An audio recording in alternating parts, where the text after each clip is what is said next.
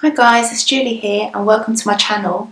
Today I wanted to share my top 10 tips on how to do a craft fair with you guys. I hope you find this video very useful, and if you want to see what type of things I sell, then click on the Etsy shop link in my description box below and give me a thumbs up if you like all these tips, and don't forget to subscribe to my channel for more of these type of videos. And let's begin. Okay, tip number one. It's always good to plan your table display because you want to make it stand out. If you're stuck for ideas, then you can always go on Google or go to other craft fairs to get some inspiration, and then just kind of practice it at home. So when it comes to the actual day, you don't need to stress out on how it looks. And I've learned from my past experiences is to not make everything look too perfect and neat, because customers seem to be like afraid to touch your items when everything is laid out so neatly. So I would advise you to, obviously make everything look really nice but not super tidy, so that way the customer will feel more relaxed when they pick something up to look at. Tip number two is to have a shop banner in front of the table. This is a good way to promote your brand and also for the customer to find out what kind of stuff you sell. And also I just think it looks presentable. Tip number three is to always price your items so customers can see how much things are.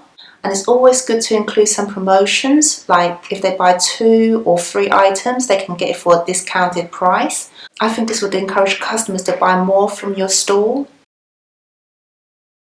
Tip number 4 is a must because you want to hand out your business cards to people who are interested in your store. I always display mine in front of the table so it's easy for the customer to take. And if they need anything from me, then they can look at my business card and it will have all my contact details on there. And when a customer make a purchase from me, I would slip a business card with a discounted code on it and just let them know that, they can get 10% off on their next purchase. And usually they, before they walk away, they would be really happy just to know that not only they've made a great purchase, but they've also got discount for the next purchase.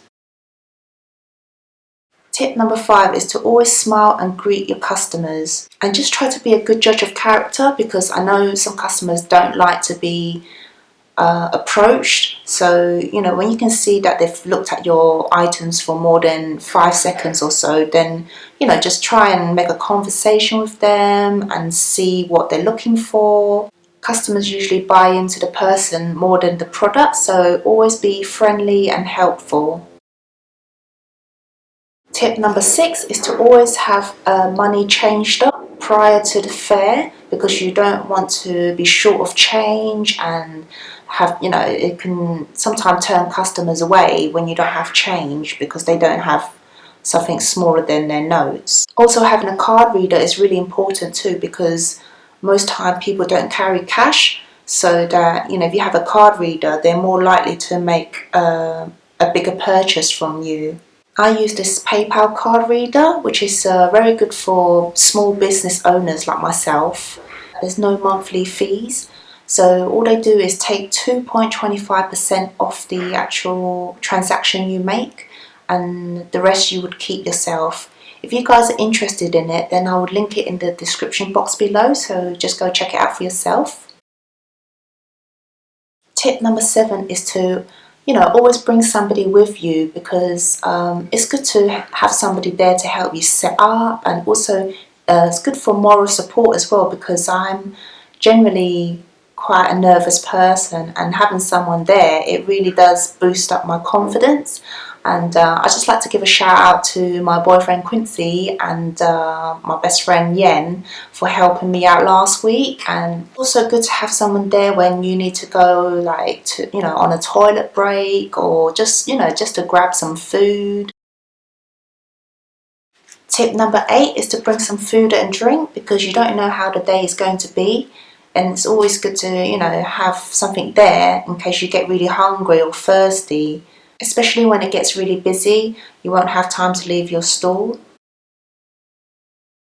Tip number 9 is to bring some stationery and packaging materials, because it's always good to have those things handy. like a pen or calculator or sellotape. And when people, when customers buy things from me, I like to package them nicely so that they have this wonderful shopping experience from my shop. And finally, tip number 10 is to sell yourself and sell what you are passionate about, because it's important to let customers who are interested in your products to know that the time you spent on it, the story behind it, and just kind of build a connection with your customer, because you don't know who you're going to meet on that day, and sometimes doing a bit of networking can really take you far.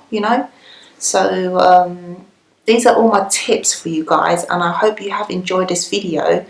Let me know if you have any fairs coming up or you have already done some. I would like to hear from you. And yeah, so don't forget to subscribe to my channel and like this video. I shall see you guys soon. Bye.